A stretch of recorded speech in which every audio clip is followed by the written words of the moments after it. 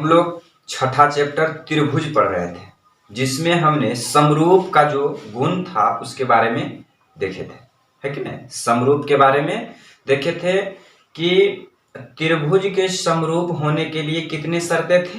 2 शर्त। पहला कंडीशन था कि संगत कोण बराबर होना चाहिए, है कि नहीं। और दूसरा कंडीशन था कि त्रिभुज के संगत भुजाओं के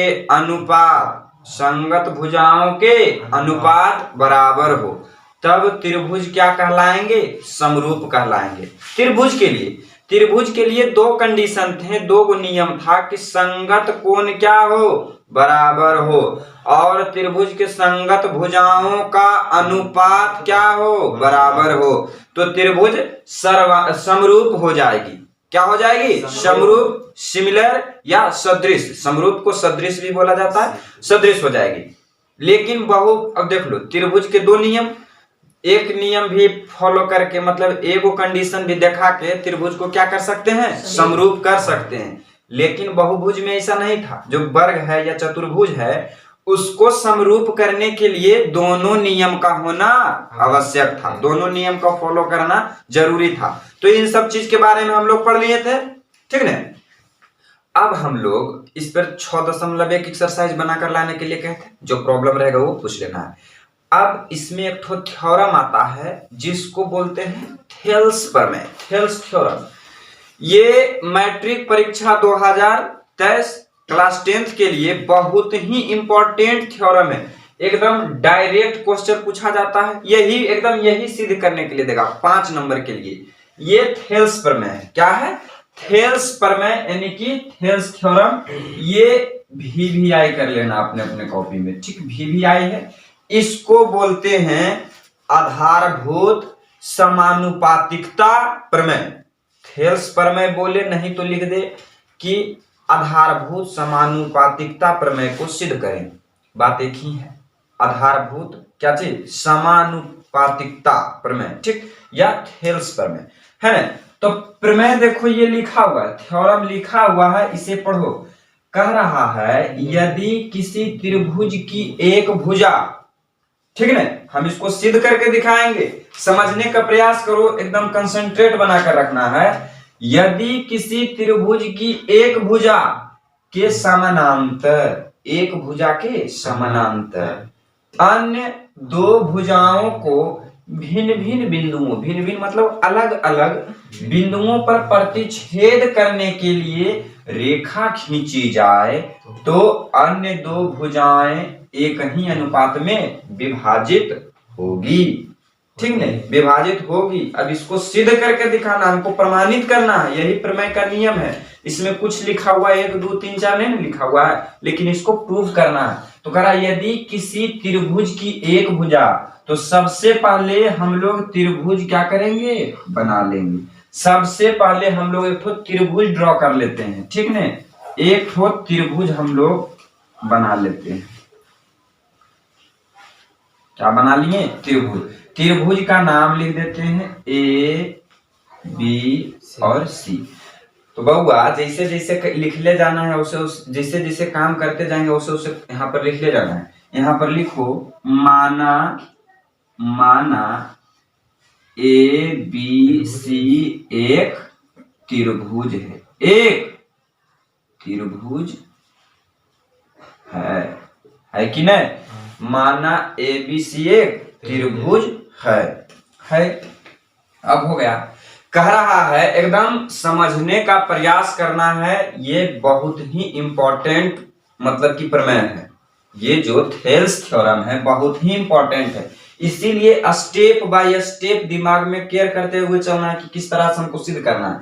कह रहा था यदि किसी त्रिभुज की एक भुजा के समानांतर, यदि किसी त्रिभुज की एक भुजा के समानांतर अन्य 2 भुजाओं को भिन्न भिन्न बिंदुओं पर प्रतिच्छेद करने के लिए, तो देख लो ये BC भुजा है। ये कौन सी भुजा है? BC। और BC के समानांतर हम एक यहाँ पर DE रेखा लेते हैं। इसके समानांतर, BC के समानांतर DE खींचा। क्या खींचा? DE खींचा।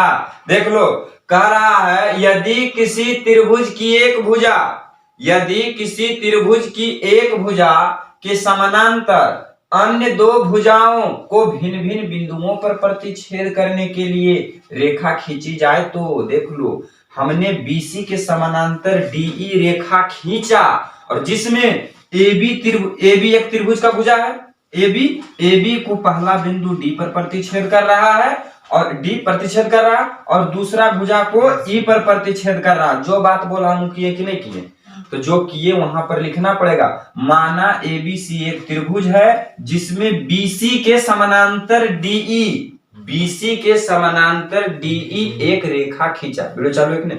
DE एक रेखा खींचा, यहां पर लिखना होगा जिसमें BC के समानांतर, जिसमें BC के समानांतर DE एक रेखा खींचा,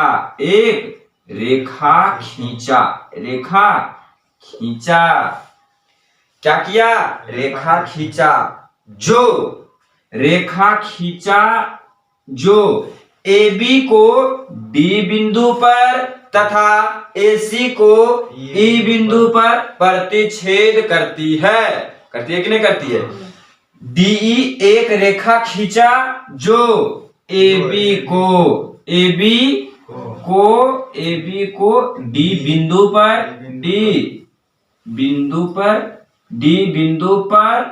तथा AC को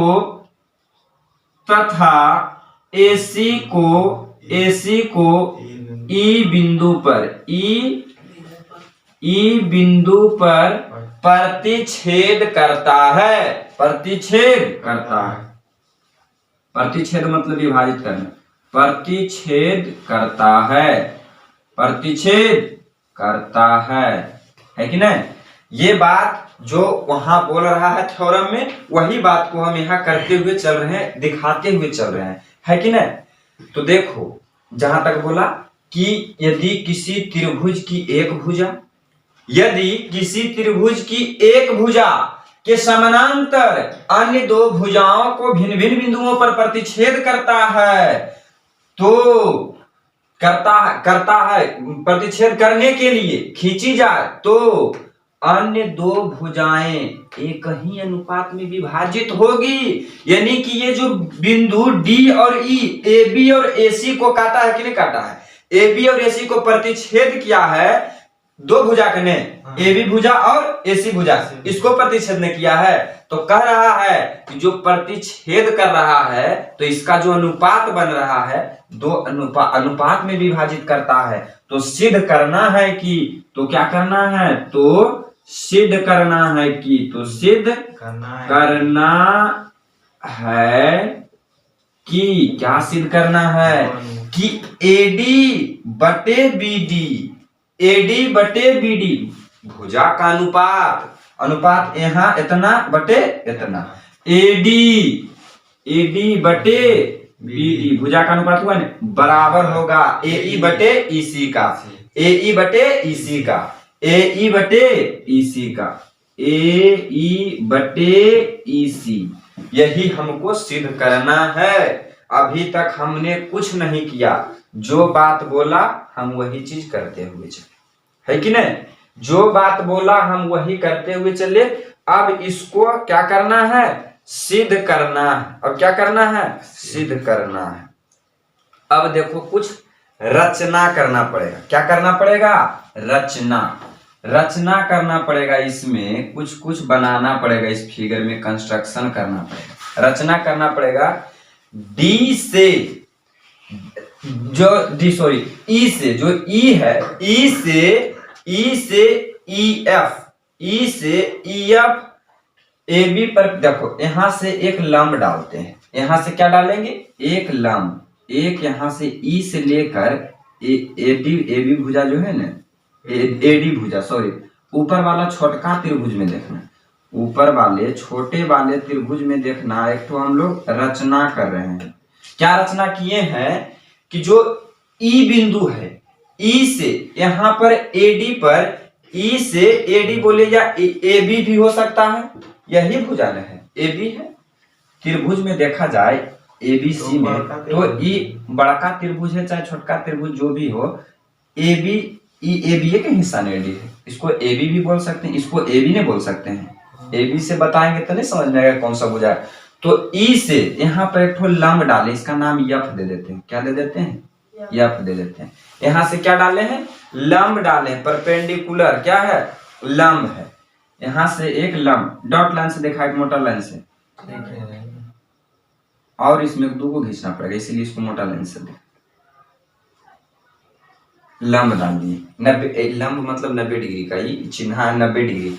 लंब मतलब क्या? 90 डिग्री। सीधा ऐसे खड़ा है, सीधा इस तरह से खड़ा है। फोटो ऐसे बना दी उससे नहीं मतलब है, बोल रहे हैं कि लंब है। क्या है? लंब। तो रचना क्या किए हैं कि ई से हमने लंब डाला। लंब का नाम क्या है?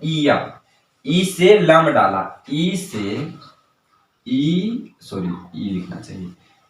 ई से ईयफ, लंब का नाम क्या है? ईयफ। लंब को दर्शाने के लिए इस चिन्ह का प्रयोग किया जाता है। ई से ईयफ परपेंडिकुलर, इसको बोलते हैं लंब को इंग्लिश में perpendicular. E F perpendicular A B, E F perpendicular A B और ई बी तथा सी डी को मिला दिया। ई बी और सी डी को मिला दिया। ई बी, ई से लेके बी तक और सी से लेके डी तक मिला दिया। ई बी तथा सी डी को मिला दिया। यहां से देखो इसको मिला दिए हैं, ई बी इसको डॉट लाइन से दिखा देते हैं, तथा सी डी को मिला दिया।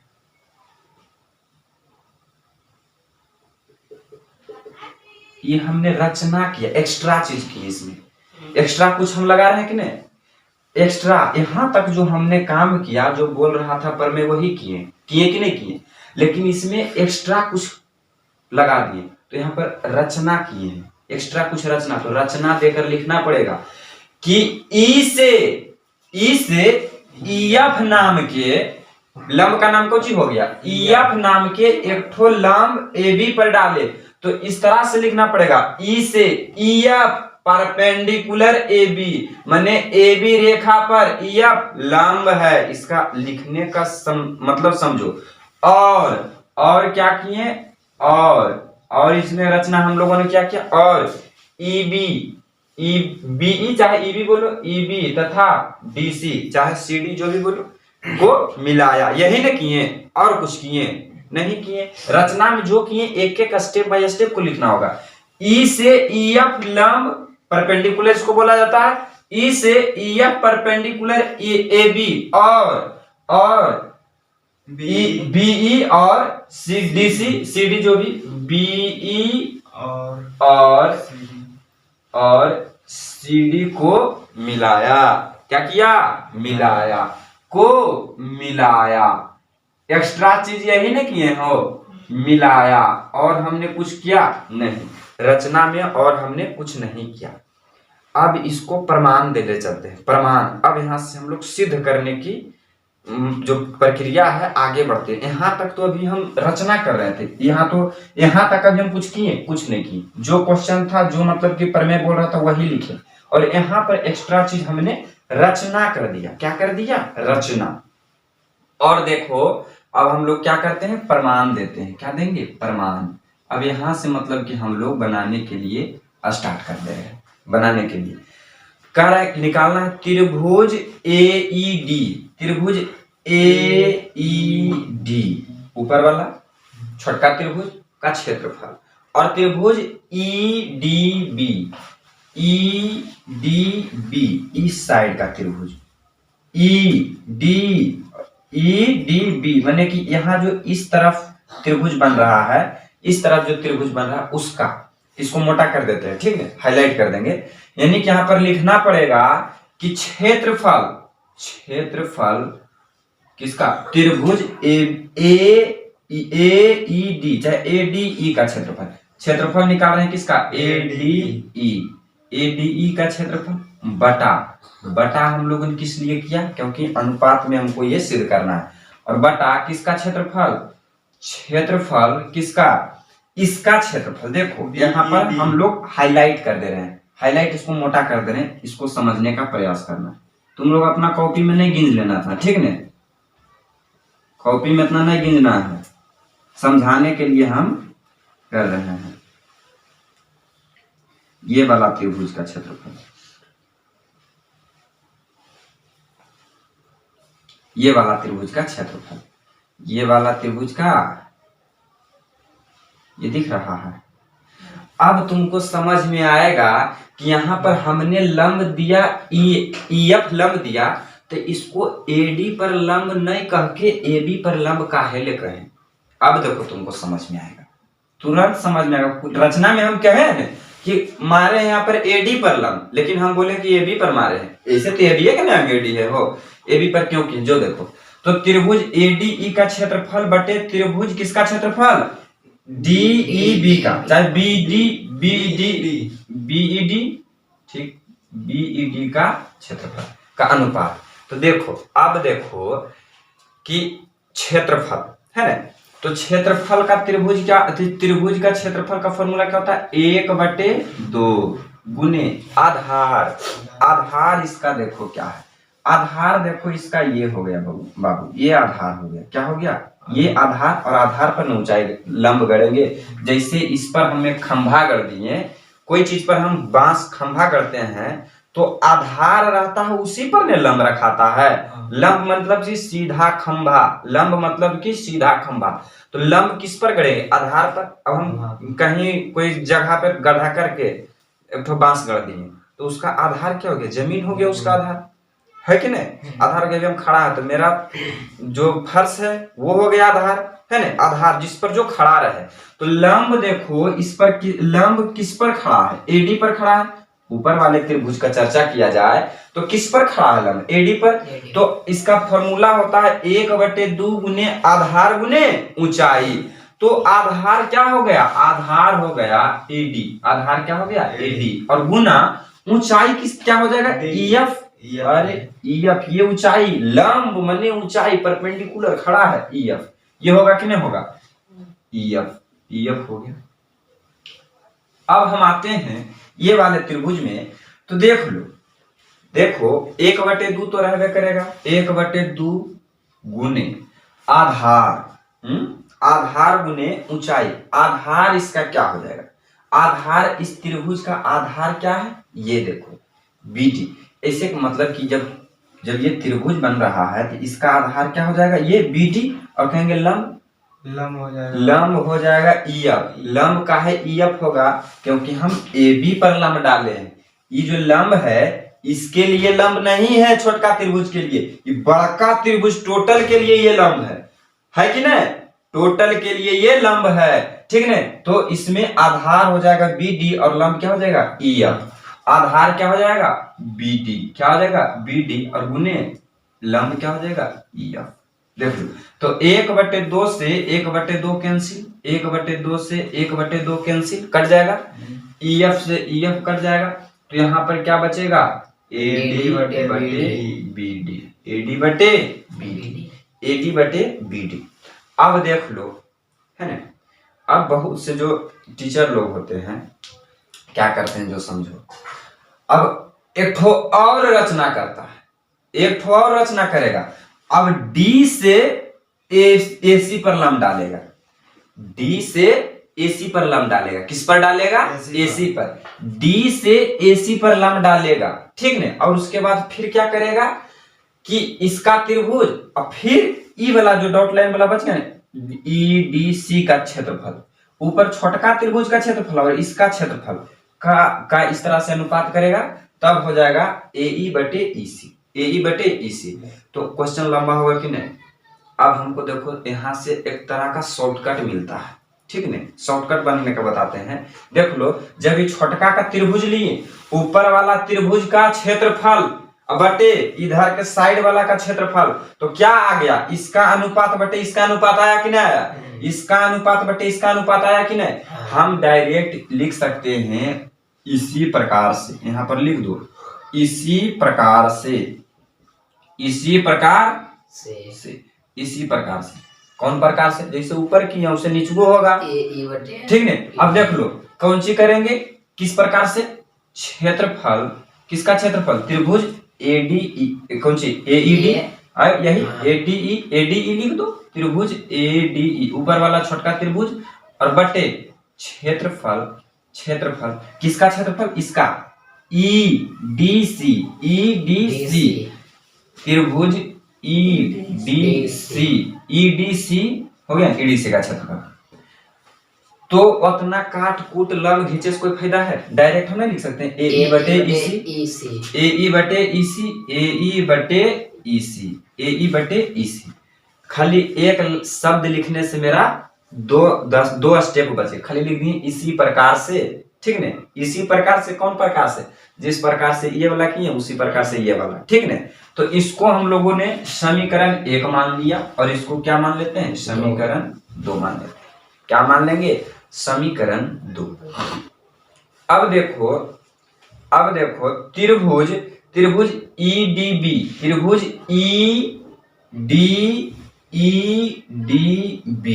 ईडीबी का क्षेत्रफल बराबर त्रिभुज, त्रिभुज ईबीसी, देखो उल्टा हम लोग कर दें, त्रिभुज ईडीसी यानी कि ये वाला क्षेत्रफल, त्रिभुज ईडीसी इधर वाला, ये वाला देखो, ये वाला त्रिभुज, ये वाला त्रिभुज, ठीक है। इसका क्षेत्रफल, इसका क्षेत्रफल और देखो ना, और इसका क्षेत्रफल, हम कहना क्या चाह रहे हैं इसको देखो, इसका क्षेत्रफल, ठीक है। ये दोनों का क्षेत्रफल बराबर है। कैसे बराबर होगा? जो देखो बराबर तो क्या जो कहा है, लेकिन हम बोल रहे हैं बराबर है, हम बोल रहे हैं बराबर है। हम क्या कर रहे हैं कि त्रिभुज, त्रिभुज ईडीसी, ईडीबी, ईडीबी ये वाला, इसका ये वाला ईडीबी बोल रहे हैं, मतलब ये वाला त्रिभुज ईडीबी, त्रिभुज ईडीबी का क्षेत्रफल बराबर है किसका? किसके क्षेत्रफल से? ईडीसी के क्षेत्रफल से बराबर है क्षेत्रफल ईडीसी, त्रिभुज ईडीसी के। अब इसको हम लोग समीकरण 3 मान लेते हैं। अब तो अभी हम बताइए नहीं किए कि बराबर कैसे होगा, ठीक है। एक ही आधार, एक ही आधार और एक ही समानांतर रेखा के बीच खींची गई त्रिभुज का क्षेत्रफल बराबर होता है। फिर तो हम नहीं बताएं कि कैसे होता है, खाली हम बोल दिए, दिखा के सिद्ध करके नहीं बताएं। तो ये जो समीकरण 3 आया, यह भी एक थ्योरम है, ठीक है ना, कि जब कोई त्रिभुज का क्षेत्रफल, दो त्रिभुज का क्षेत्रफल बराबर होगा। कब बराबर होगा? जब वो दोनों का आधार एक हो। आधार क्या हो? एक। आधार देखो दोनों का एक ही आधार हो रहा है कि नहीं हो रहा? एक ही आधार और दो समानांतर रेखाओं के बीच, दो समानांतर रेखाओं के बीच तो एक ही आधार यहाँ पर लिख सकता है, एक ही आधार इस तरह से। अब उधर तो लिखेंगे तो दिखेगा नहीं, नीचे में यहाँ लिख देते हैं, बगल में इसे लिख सकते, जैसे भी लिखो, एक ही आधार, एक ही आधार, एक ही आधार और एक ही समानांतर भुजा, और एक ही समानांतर, एक ही समानांतर, एक ही समानांतर रेखा के बीच, सॉरी भुजा बोल दें, एक ही समानांतर रेखा के बीच खींची गई त्रिभुज का क्षेत्रफल, खींची गई त्रिभुज का क्षेत्रफल, त्रिभुज का क्षेत्रफल बराबर होता है। क्या होता है? बराबर होता है। ये थ्योरम है, यही गुण से इसका क्षेत्रफल और इसका क्षेत्रफल बराबर हो गया। तो अब एक चीज देखो कि समीकरण 1, समीकरण 1, 2 और समीकरण 3 से, समीकरण 1 और समीकरण 2 और समीकरण 3 से, समीकरण 1 और समीकरण 2 और समीकरण 3 से हम कह सकते हैं कि AD बटे BD बराबर AE बटे EC है कि नहीं? AD बटे BD बराबर AE बटे EC, ठीक ना। AD बटे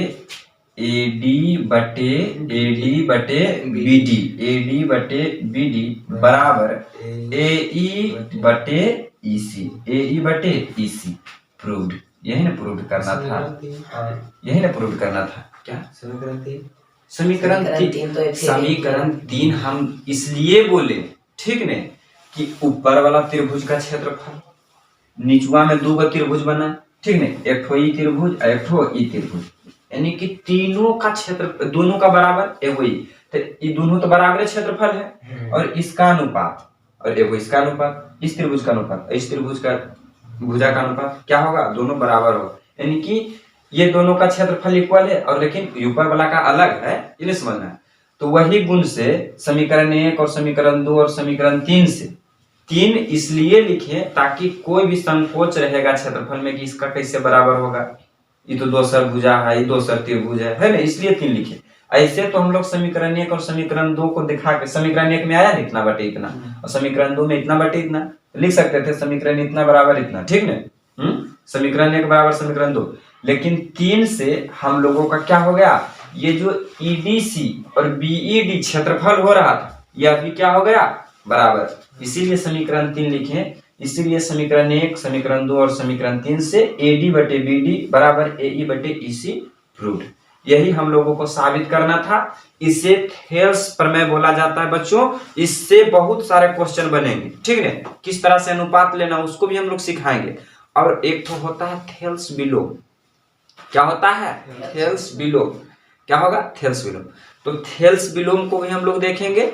इसको पहले आप लोग लिख लीजिए अपने कॉपी में, ठीक है, और इसको रट लेना। क्या कर लेना है, रट लेना है। जहां पर नहीं भी समझ में आया तो यो रट लेगा तो समझ में आ जाएगा। और यह परीक्षा में पूछा जाता है, ठीक है, ये परीक्षा में पूछा जाता है। तो इसको दूसरा नाम आधारभूत समानुपातिकता प्रमेय बोला जाता है, ठीक। तो इसे नोट कर लीजिए और इस पर बहुत सारे क्वेश्चन भी बनेंगे।